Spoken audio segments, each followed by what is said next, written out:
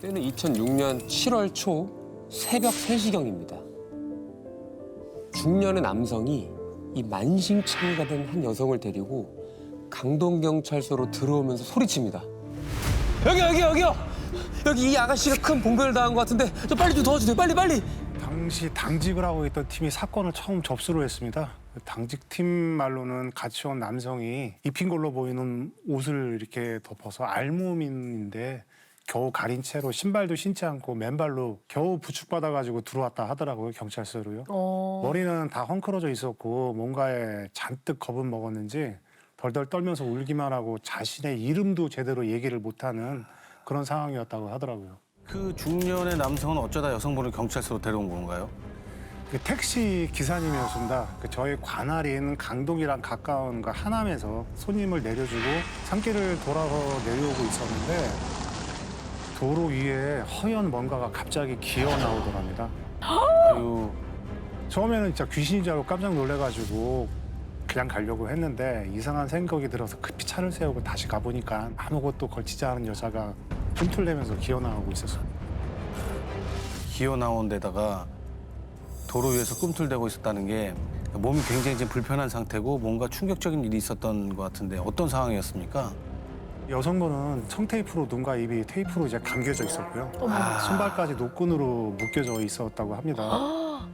그래서 그 택시 기사님이 일단 테이프와 노끈을 끊고 급한 대로 트렁크에 있던 그 기사복 잠바를 입혀가지고 네. 가까운 저희 경찰서로 오게 된 거죠. 충격에 말을 못해서 당직팀이 자필 진술만 받을 수 있었던 상황이었는데요. 어떤 남자한테 납치를 당한 후에 돈을 뺏기고 산으로 끌려가서 성폭행을 당했다고 그렇게 기록은 작성이 돼 있더라고요. 그래서 이제 바로 범인의 그 DNA를 확보하려고 검사를 했는데 아무것도 나오지 않은 상황이었고요. 아니 아무것도 안 나왔다고요? 어떻게 그럴 수가 있죠? 성폭행도 했을 텐데. 완벽하게 뭐가 아무것도 안 나왔다면 DNA까지 철저히 안 나오게 했다면 처음 저지른 범행이 아니라 다른 사건과의 연관성이 있지 않을까 좀 불안함이 생기죠. 초범이 아닐 거다. 그러니까 초범이 아닐 가능성이 되게 높아 보이는 이런 상황입니다. 당시 당직팀 팀장님은 시간을 지체할 수 없다고 판단하고요. 백 형사님을 따로 불러냅니다. 그리고는 백 형사, 아무래도 이 사건은 너네 팀이 좀 맡아줘야겠어. 그렇게 이 사건이 이제 백 형사님 팀으로 넘어오게 되는 거죠. 믿고 맡기겠다는 그런 얘기네요. 네. 그렇습니다. 그렇게 사건을 맡은 백 형사님은요, 좀 더 자세한 정황을 듣기 위해서 우선 피해 여성을 만납니다. 그런데 말이죠, 당시 피해자분이 어렵게 꺼낸 얘기에 백 형사님이 전혀 감을 못 잡습니다. 어떤 얘기를 들으셨길래 그러셨던 거예요? 처음에 남자를 어떻게 만나게 되냐고 이제 물었더니 인터넷에서 만났다고 하는 겁니다. 온라인상에서 남자를 만났다. 그렇죠. 2006년이라고 하면은 그때 뭐 싸이월드, 그다음에 뭐 버디버디 온라인으로 하는 다양한 연락 방법들이 있었기 때문에 피해 여성분한테 사이트 이름을 물어보고 제가 들어가서 확인을 해봤는데요. 얼핏 보니까 구인 구직 사이트처럼 보였는데 예를 들어서 뭐 대화를 나눠줄 친구를 찾는 경우도 있고요. 청소해줄 사람을 찾는 것도 있고요.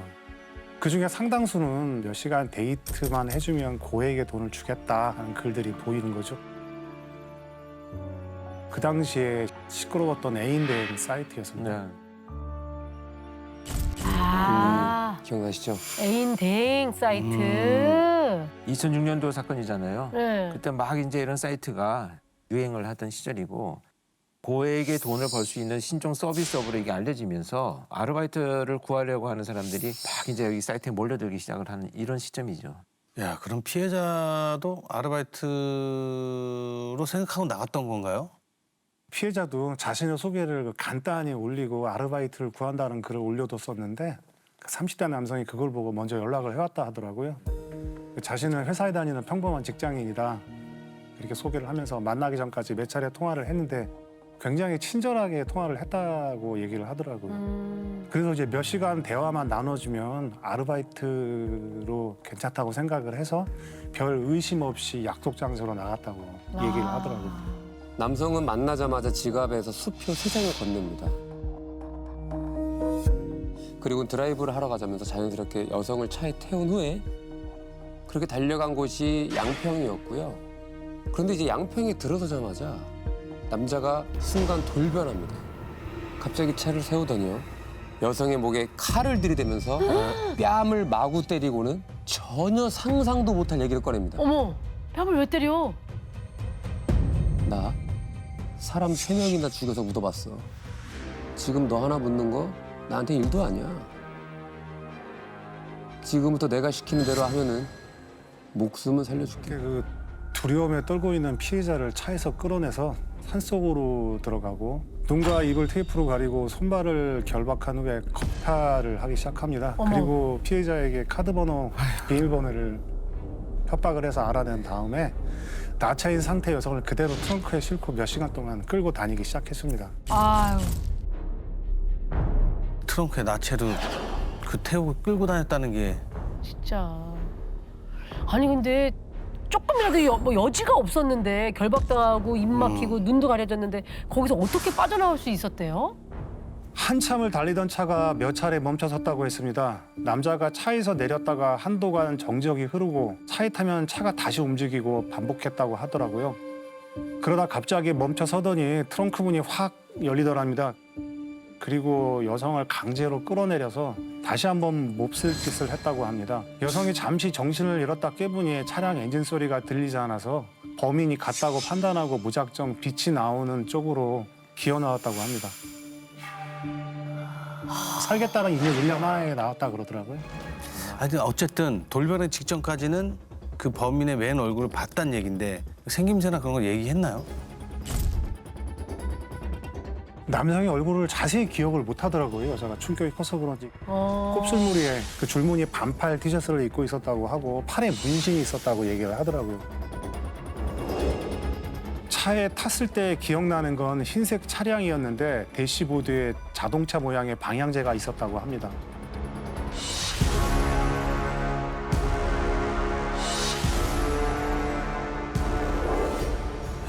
얼마나 충격적이면 얼굴을 기억 못하냐. 봤을 텐데. 그렇죠. 충격에 그렇죠. 차량을 같이 타고 이동했으면 충분히 봤을 텐데. 그러니까요. 그리고 또 하나의 단서가 있네요, 보니까. 왜냐면 인터넷상에서 만났고 전화 통화도 만나기 전에 몇 번을 했다고 했거든요. 번호가 있을 거 아니에요. 당연히 공중전화였습니다. 아. 범인은 피해자에게 준 수표도 확인해 봤는데 아주 정교하게 만든 가짜 수표였고요. 수표도 가짜로 유지했다는 거예요? 처음에 건넸다는 그 3장의 수표요. 야, 유죄 집회까지 아주 철저하게 계획을 한 모양이네 이거. 저희가 그 승용차 중에 흰색 모델인 차량 사진을 모두 뽑아가지고 피해자에게 다 보여줬습니다. 보여주니까 하나를 딱 집어서 얘기를 하더라고요. 그 당시 그 범인과 처음 만난 장소부터 양평으로 들어서는 도로 CCTV를 모두 추적해 봤는데 너무 흔한 차량이라 범인 차량을 특정하기가 쉽지가 않았어요. 네.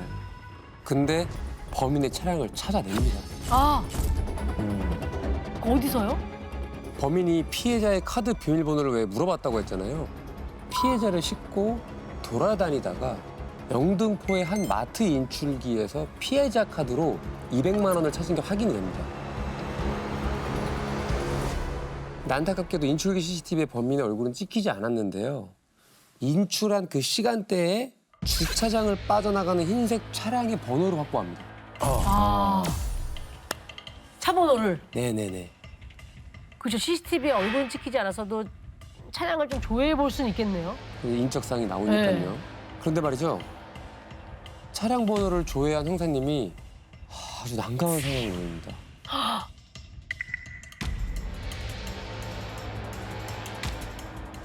설마 이게 그 형사님의 동료의 차? 진짜? 에이, 그런 건 아니겠죠. 뭐 대포차거나 차량을 조회해도 인적사항을 알 수 없는 상태 그런 거 아니었을까요? 차량 소유주를 확인해 봤습니다. 저희 팀 후병사가 있었는데 절친한 형사 차량이더라고요. 에이. 아, 난 그냥 던졌는데 그게 진짜요? 네. 이러면 당연히 의심하죠. 그 시간에 거기서 그 나온 하얀색 차는 그것밖에 없었을 거 그거밖에 아니에요. 없었다면 그러니까 이게 그 범인의 위장술 때문에 다른 형사님을 의심했다는 그 얘기인가요? 후배가 뭐 그럴 애가 전혀 아닌 직원이라고 얘기도 하고 저 네. 역시도 아니라고 생각은 하는데 일단 확인은 해야 되지 않습니까? 차 번호가 나왔기 네, 때문에 네. 그래서 전화를 해서 확인을 했습니다. 날짜하고 시간도 얘기하고 혹시 영등포 마트에 간 적이 있느냐라고 했는데 불같이 화를 내더라고요. 아니 뭐라고 하면서 화를 내요? 그 내용이 중요할 것 같아요. 아니 어떤 놈이 제 차 번호를 따갔는지 난 간 적도 없는데도 자꾸만 과태료 딱지가 날라와서 진짜 미치고 팔짝 뛰겠잖아 지금. 내 차가 영등포에서 또 찍혔다고요? 아예 안 그래도 제가 그놈 신고해놨어요. 한번 확인해 보세요. 아 진짜? 아니 어떤 멍청한 놈이 형사의 차량의 번호를 따갔다고요? 이미 과태료가 그냥 그러니까 날려. 차량 번호를 위조를 하는데 형사님의 차량 번호를 위조를 한 거잖아요. 황당하네 정말. 이렇게까지 계획을 세웠다고요? 수사를 피하기 위해서? 아니면 우연히? 아 우연이라고 하면 너무 기가 막힌 상황인데요 이거. 그러게요. 대체 뭐 하는 놈이죠 이게? 사실 이제 2006년도잖아요. 당시에는 다른 사람의 차량 번호판을 복제하거나 절취해가지고 붙여서 달고 다니면 검문으로 이것을 확인하지 않는 이상은 그냥 다니던 시절이에요. 아. 지금은 그게 신고가 되면 자동으로 검문소를 지나가면서 그게 검색이 되어가지고 바로 추적을 해서 체포하게 되어 있는데 그 시스템이 구축되기 전이에요. 아 그러면 이제 번호판도 가짜면 차량 추적도 아주 복잡해지는 거잖아요. 번호 하나로 차가 두 대가 움직이는 그렇죠. 거잖아요. 그렇죠. 이미 차량 번호로는 수배가 돼 있었기 때문에 백 형사님이 굳이 뭐 차를 추적할 이유는 없었죠. 그래서 백 형사님은 다른 루트로 범인을 찾아 나섭니다. 그러다가 피해자가 했던 진술 중에 하나가 백 형사님의 머리를 자꾸 뭔가 불을 지핍니다. 뭐였을까요? 양평으로 가던 길에 그 범인이 주유소에 들러가지고 기름을 넣었다는 진술을 하더라고요. 근데 이제 저희 생각에는 그러면 돈을 지불했을 텐데 이걸 카드로 지불했는지 현금으로 지불했는지 그러네요. 근데 기억을 잘 못하더라고요. 네. 이게 뭐 또 카드면 그래도 좀 단서가 생길 수 있는데 현금이면 그러니까 카드 썼겠어요. 이게 좀 애매해질 수 네. 있거든요. 위조에 능숙한 피의자이기 때문에 계획적으로 움직였고 때문에 범인은 당연히 카드를 사용하지 않았을 거라고 생각을 했고요. 네네. 범인이 현금을 썼다면 어쩌면 피해자를 만나기 직전에 약속 장소 어디선가에서 현금을 찾지 않았을까 라는 막연한 생각이었어요. 그래서 그 일대 은행을 이제 다 뒤지기 시작했습니다. 그때 이제 피해자와 만나기 20분 전쯤에 약속 장소와 가까운 은행 CCTV의 줄무늬에 티셔츠 입은 남자가 현금을 찾는 게 포착이 된 겁니다. 그거를 찾았네. 찾았네요. 아까 인출기 CCTV 얼굴이 안 찍혔다고 했는데 이번에도 얼굴을 가렸나요? 아닙니다. 이 범행하기 전이었기 때문에 방심을 했는지 얼굴은 정확하게 잘 찍혔습니다. 은행에 확인을 했더니 그 돈을 찾았던 통장이 30대의 남자의 통장으로 확인이 됐고요. 범인이 자기 통장에서 돈을 뽑은 것으로 추정이 돼서 피해자한테 그 CCTV에 찍힌 사진을 보여줬더니만 뭐 단박에 맞다는 소리예요. 범행을 저지르기 직전의 행적까지 추적할 거라고 생각 못했겠죠. 이 남자 누군지 확인이 됐나요? 네, 용의자인 이 남자를 지금부터 최 씨라고 부르도록 하겠습니다. 최 씨는요, 30대 남성으로요, 영등포에 사는 걸로 확인이 됐고요. 이미 폭력 전과가 있었다고 합니다. 폭력 전과. 사람을 셋이나 죽이고 묻었다고 그 그랬었잖아요. 여자한테 자기가 그렇게 네. 칼로 협박할 때 했던 얘기가 사실이라면 살인범인 거죠. 위험한 놈이죠. 예. 네. 찾아간 해당 주소에 범인이 살고 있었나요? 집주인 말로 2달 전에 이사를 갔다고 하더라고요. 어디로 갔는지도 모르고 평소에 무슨 차를 타고 다니는지도 알 수가 없고 아예 전화번호도 없다고 얘기를 하더라고요. 전화기가 없어요? 경찰이 자기 추적할까 봐 전화도 없이 다닌 걸 수도 있잖아요. 그 아까 그 피해자한테도 공중전화로 연락했다잖아요. 네. 야, 이놈은 어떻게 찾죠? 그러게요. 그래서 그 피해자와 만났던 약속 장소 앞에 있던 그 은행으로 다시 갑니다. 통장 거래 내역 중에 혹시 최 씨에 대한 정보를 얻을 만한 것이 있는지 확인해 보려고요. 근데 광고 회사에서 월급을 받고 있는 걸 확인했습니다. 광고회사요? 광고회사요? 직장인이었나 본데? 그러게. 그러면 최 씨가 회사에 있던가요? 또 가봤더니 한 달 전에 회사를 또 그만뒀습니다. 아, 회사에 근무할 때 실력도 좋았는데 갑자기 강남으로 직장을 옮긴다고 말을 하고 나갔다 그러더라고요. 그 나갈 때까지 동료들은 이상한 낌새를 눈치채지 못했고 아주 평범한 사람이었다고 진술을 하더라고요. 그러니까 뭐 겉으로는 아주 멀쩡하게 사회생활 뭐 잘하는 것처럼 그렇게 하고 다닌 모양이네요. 그럼 광고회사에 다니면서 그 기술로 위조하고 막 이런 거예요? 그렇겠죠. 투표도 위조하고. 왜냐면 광고회사 같은 데서 뭐는 가짜로 이렇게 뭐 촬영 같은 것도 할 수 있잖아요. 네, 촬영에 소품도 제작하고 막 네, 이러니까. 소품도 제작하니까. 그럼 최 씨에 대한 다른 정보는 없었을까요? 최 씨가 그 업무용으로 사용하던 전화번호는 하나 있었다고 얘기를 하더라고요. 근데 일단 위치 추적을 걸어놨습니다. 그냥 해놓고 혹시 그 최 씨가 평소에 뭘 타고 다니더냐고 회사 사람들한테 물어봤죠. 그랬더니 흰색 차에 자동차 모양의 방향제가 있다라고 얘기를 하더라고요. 그래서 아. 그러니까 그 피해자가 기억하고 있는 몇 개 안 되는 단서 중에 하나가 흰색 차량과 그 차량 안에 자동차 모양의 방향제. 아, 동료 중에 한 명이 그런 생각지도 못한 얘기를 꺼냈습니다. 생각지도 못한 얘기. 무슨 얘기를 했는데요? 최 씨 차를 같이 타고 최 씨 집에 간 적이 있다라고 얘기를 하더라고요. 근데 밤이라 정확하게 위치는 모르겠는데 거기가 영등포가 아니고 전농동이라고 아, 얘기를 전농동이요? 하는- 예. 전농동은 약간 그 동대문 동대문 쪽이잖아요. 있잖아요. 네. 그럼 전농동에도 집이 있었나? 그런데 이제 직장 동료가 흘린 이 정보가 아주 기가 막히게 맞아떨어집니다. 어떻게요? 형사님이 통장 거래 내역에서 수상한 걸 포착했는데요. 최 씨가 한 달에 2번 전기요금을 각각 내고 있는 게 확인됩니다. 전기요금을 한 달에 한 번씩 내는 건데 분납하는 건 아니잖아요. 형사님이 한국전력공사의 지로번호로 주소지를 확인해봤더니 하나는 영등포, 나머지 하나는 전농동이었습니다. 아, 그럼 거주지가 두 곳이란 얘기예요? 그러면은 전농동에 있을 수도 있겠네요.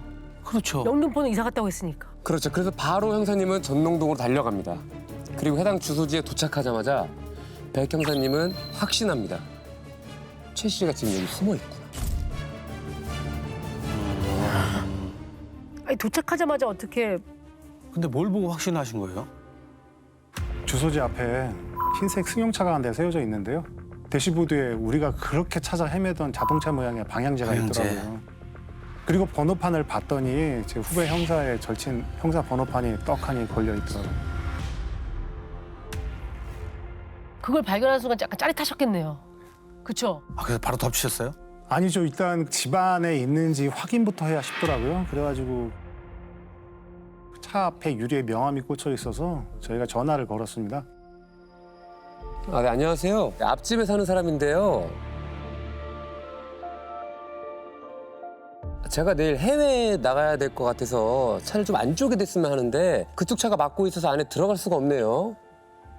혹시 차 좀 빼주실 수 있나요? 아, 12시에 오신다고요? 아, 그럼 뭐 제가 그 집 앞에 당구 한 판 치고 올 테니까요. 12시에 이 번호로 전화 주세요. 자연스럽다. 다급하게 막 괜히 보채는 느낌 없이.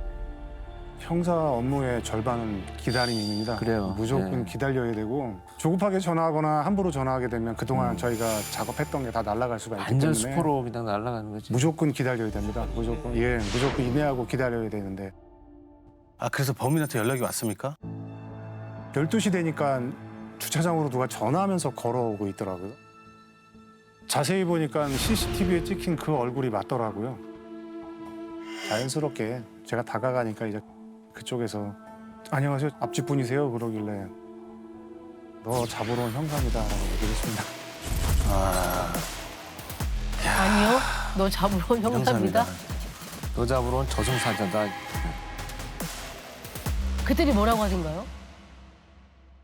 표정 하나 안 바뀌고 무슨 일이냐고 왜 왔냐고 모르겠다고 그러는 거죠. 그냥 너는 내가 왜 왔는지 모르겠지 하고 미란다 원칙 고지하고 수갑을 채웠습니다. 어차피 증거론도 확보돼 있기 때문에 네. 문제는 이때 지역 경찰들이 검거 현장을 들이닥칩니다. 왜 지역 경찰들이 무슨 일로요? 다른 사건이 연루돼 있었나? 아닙니다. 그 인근 파출소에서 출동한 경찰관들이 저희를 잡으러 왔더라고요. 파출소 경찰님들이 형사님을요? 예. 왜요? 형사를 사칭하는 건달들이 들어와서 자기 남자친구를 묶어서 납치하려고 한다고 당시 같이 살던 여자친구가 신고를 했습니다. 아, 그 상황을 지켜보다가 네, 그래서 저희가 출동한 경찰관에게 체포영장하고 신분증 보여주면서 돌려보냈죠. 야. 여자친구랑 같이 있었어요. 그러면 그 여자친구는 또 이 남자의 실체를 전혀 몰랐던 몰랐던 모양이에요. 거지. 그러니까 신고를 했겠지. 그렇죠. 그러니까 음. 형사들이 잡아갈 거라고 상상도 못했던 거죠. 사건이 마무리된 다음에 나중에 여자친구한테 사무실로 전화가 왔는데요. 자기 남자친구가 범죄자일 줄은 꿈에도 생각 못했다라고 얘기하면서 너무 놀랐다 하면서 울면서 고맙다라는 말을 저희한테 하더라고요. 야, 그 여자친구도 얼마나 결국엔 여자친구도 범죄의 타겟이 될 수 있어요. 그렇죠. 예. 그래서 그 범행을 인정을 했나요? 수갑 채우고 나니까 바로 인정을 했습니다. 차량도 바로 수색을 했는데 다행히 그 안에서 피해자 신분증, 속옷, 아이고. 결박 겉에 설던 테이프, 감식 결과 피해자의 머리카락도 나왔고 아, 청소할 생각도 없이 아주 오만한 범죄를 이어가고 있었던 거네요. 그렇죠. 나는 자기는 완벽하다. 피할 수 있을 거라고 완벽하다고 생각했겠죠. 생각한 거지. 그 범인 차에서 나온 건 그뿐만이 아닙니다. 자칫하면요 정말 대형 사건이 터질 뻔했습니다. 또 무슨 범행 계획서가 나왔나? 뭐가 나왔길래? 야, 참 번호판이네. 번호판이 한두 개가 아니네? 왜 이렇게 많아? 제 옆에 유증수표 아니에요, 다? 어머, 어머. 위조 수표 12장, 위조 번호판 2개, 훔친 번호판 4개 이게 나왔는데요.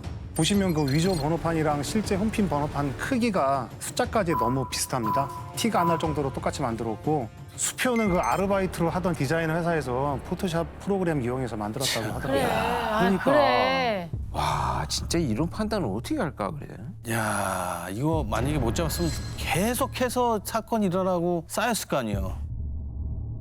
뭐 다른 또 뭐가 있었나요? 차량에서는 10명이 넘는 여자들의 신상 정보가 적힌 아. 그 최 씨의 수첩이 발견됐습니다. 아, 피해 대상자들이었구나. 선정해놓았구나 미리. 범행 타겟들. 그렇죠.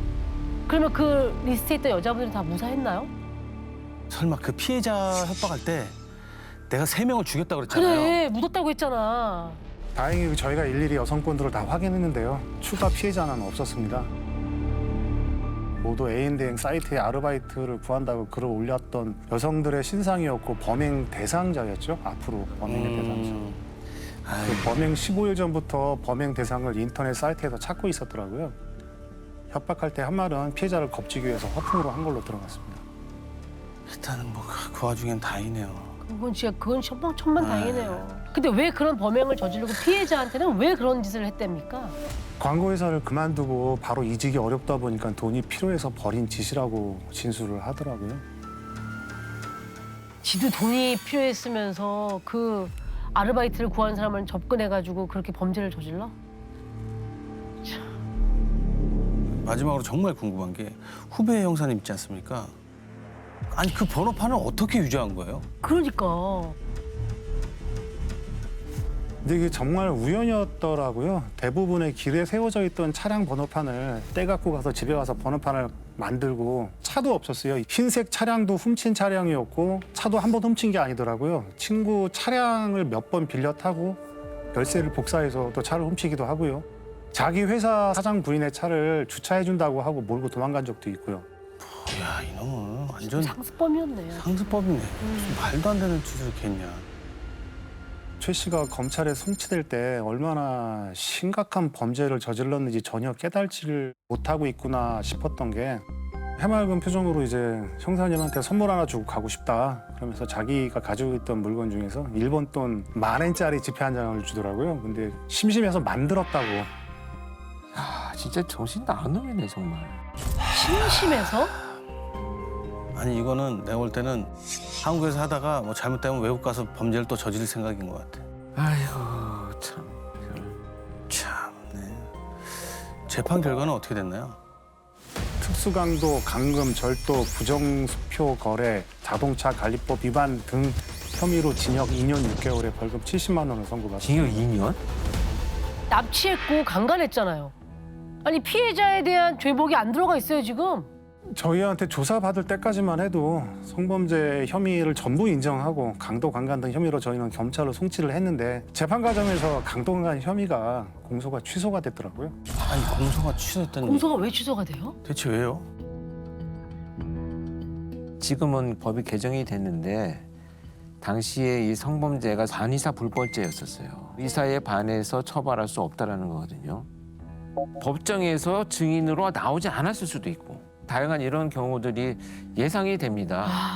뭐 안타까운 일이죠. 맞습니다. 저희가 조사할 때도 피해자가 산에서 당했던 그 일을 잘 얘기를 하지 않으려고 하더라고요. 게다가 어떻게 알았는지 기자들이 그 피해자가 일하고 있는 직장에 찾아가서 피해자는 아이고, 그게 거의 무슨 도망치듯이 회사를 그만두고 그런 일까지 벌어졌습니다.